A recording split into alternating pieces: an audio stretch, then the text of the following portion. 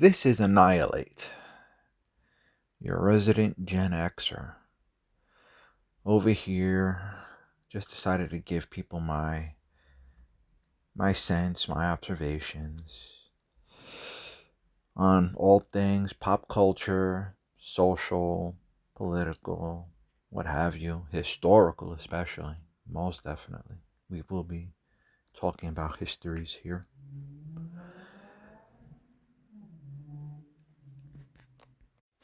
I just want to give my perspective because of my place being a Gen Xer and being a little older. One thing that age gets you is perspective. Something that when you're in your 20s and your 30s, you don't have yet because it's something that comes with time, something that comes with experience. I'm not here telling anybody I'm smarter than anybody or know more than anybody. However, I do have the gift of perspective that having lived enough decades will grant you. It takes time and it takes being observant. Unfortunately, today most people aren't very observant, but it's good for people to put things out there so that way it can be thought over, it can be thrown around, people can see if it will help them. And most of all, as a record, as a historical record, all our voices need to be heard. We all should be out there letting our voices be heard as much as possible, and especially as you age and have that perspective. Having said that, for my first order of business, I want to discuss something that I see more and more out there is fashion and styles, especially modern 21st century styles and what people consider stylish in the mainstream and what has been stylish in the past. And let's just make honest comparisons. We can say that all through history there have been different styles and different looks and different fashions, and of course some more odd looking at them than anything else, and it would be understandable. However, being said that, in the recent past people had a more dignified and more elegant way of dressing than they do today. Yeah, I don't see fashion today. I really see just a lot of, I don't know, sloppiness. I don't know. It's tough to say what it is you see out there these days. I'm on the East Coast.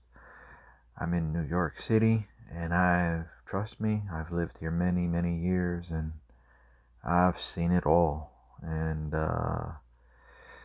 from the beautiful to the horrid.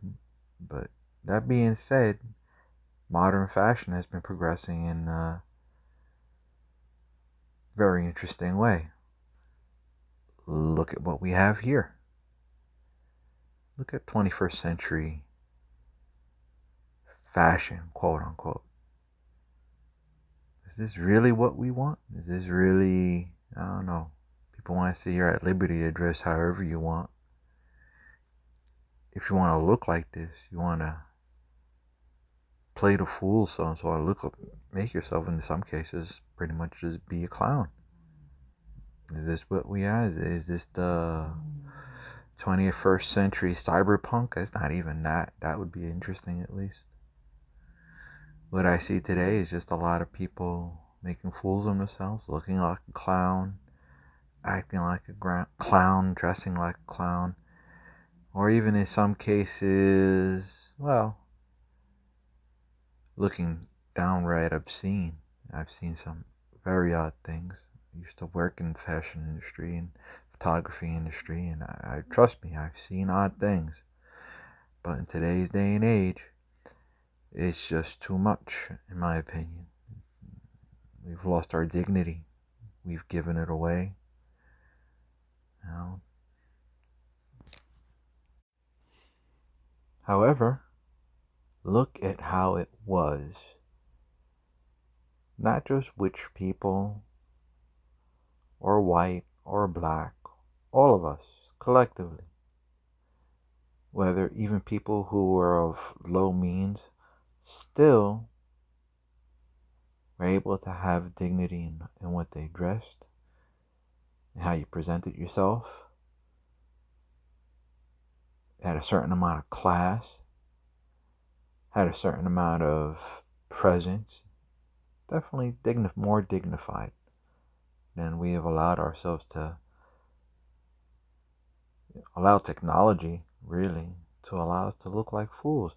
This didn't start recently, though. I'll be honest with you. This is really had started, I would say, in the 60s with the hippie movement. They broke all the rules at that time. And honestly, as Western society, I don't think we've ever actually recovered from that. I think it's just been a progression. As somebody that has lived through the 70s and the 80s and the 90s, you know, there was always different styles, but nothing was ever like what it was. I would say, of course, in the 50s all the way into the early 60s, probably pre British invasion, Beatles, Rolling Stones, things started changing after that. Most definitely. From 1964 up, by 1970, this country was, you couldn't even almost hardly recognize it, all the bell bottoms and all that. Very interesting, colorful. Some of them were very inventive. Some of them were going back to Native American stylings, along with going back to folk stylings of the hippie generation in the 1960s. Folk music was very popular back then too. Essentially going back into time, probably 100 years at least, to get to those old folk stylings that also were the foundation of rock and roll at that time.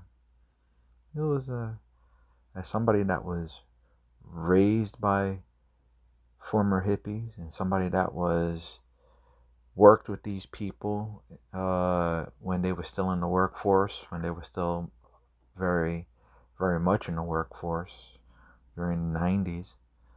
I worked with them, and they're a very interesting bunch.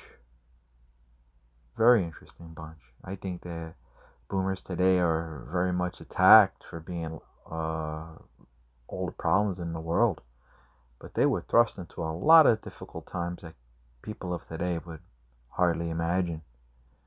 You know, we are living in the area of the most spoiled children that I've ever seen. Getting back to my original point, let's take a little more time to look at the way we once used to dress. Look at us. Look how classy, regal, and dignified even the average man had by putting on a shirt and some slacks and going out there doing your job. That doesn't mean you're the richest person in the world, but it does. But dignity is a wealth all on its own. And once, unfortunately, we've given that up. We've allowed modern society, and I will say that, yes, modern society, to take that away from us. Make us into clowns, make us into fools. It's unfortunate, very unfortunate. But we need to look back. It's very important that you look back in order to see where you've come from. You don't know where you're going till you know where you've come from. And for people who feel that history isn't important, I'd say right after the 3 R's of reading, writing, and arithmetic would definitely come history. History is like Like a movie. Imagine you just got to the movie 15, 20 minutes late at the theater. And now you need somebody to tell you what you missed for that time or see the movie again. However, either way, you're looking for what happened before you got there. And that's all history is. What happened before we got here? What did we do? What did our forefathers do? What did our foremothers do? What did they do to bring us to where we are today? You know, what did they sacrifice? What did they invent? What did they do? It's very important that as a society we know that. And unfortunately, modern society is one that is largely has amnesia. They don't take history seriously. They think it doesn't matter. They think we're so advanced today we don't need it, which is, of course, a mistake. It's a mistake to think that. It's a mistake to think you can't learn from the past because you think those people are somehow more primitive. You're not. You're not. They're not more primitive at all. In fact, they had to do a lot of things that we take for granted today. They had to do themselves. And just because we got new gadgets and new toys and iPhones and Androids and all these other things, that doesn't make us better. That doesn't make us better than what they had to manually invent. As for us to sit here with our little toys and gadgets thinking that we're so amazing. No, we're not. Unfortunately, it's taken away from us. We're not the same creative people that we once were. If you look at movies, music, and all these other things that were far better in decades past. Far better. Far better. It's very sad to say. And very documented. It's easy to see. All you gotta do is make the comparisons. Look at movies made in the 21st century. Look at movies made any time in the last 50 years, from the 1950 to 2000 even, just from there. And let's not even do that, because there were some wonderful movies in the 30s and the 40s.